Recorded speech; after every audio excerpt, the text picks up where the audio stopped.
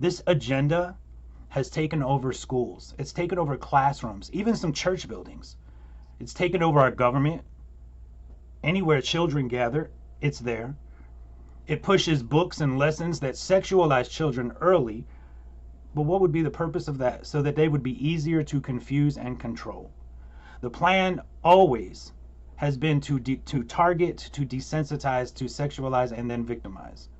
Later, they'll be criminalized and weaponized. I've seen it destroy lives. I've watched friends die from the very death style that they celebrated and worshiped. I also almost died too. I remember when I was going to get my first surgery, which was castration, and I went to New York City, and a few days before the procedure, I was hanging out with two post-operative transgenders that I'd known them for about 10 years. I met them when I first ran away on the streets of Philadelphia. So I'd known them about 10 years, and I'd always idolized them. I always wanted to be them. They were beautiful. They always seemed happy and confident and content.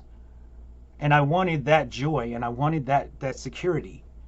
One of them, while we were sitting on the beach on Coney Island, one of them just looked at me out of the blue and said, "Don't do it."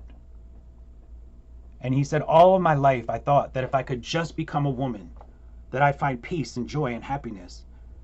He said, now I'm medically and I'm legally a woman, and I'm more miserable now than ever before in my life, and I think of taking my life every day. The other one looked at me and said, I get on the subway several times a day, and each time that I see that train coming down the tracks, I think of stepping off the platform in front of it. Don't do it. You don't want to be us. So I didn't do it. I went back to my hotel and I cried myself to sleep, actually. But I remember laying there thinking, like, if this isn't going to bring me joy, then what will? What's my next step? If I'm not going to find peace and contentment in this path, what do I do now? My life was a mess, so I just continued on as a trans-identified person.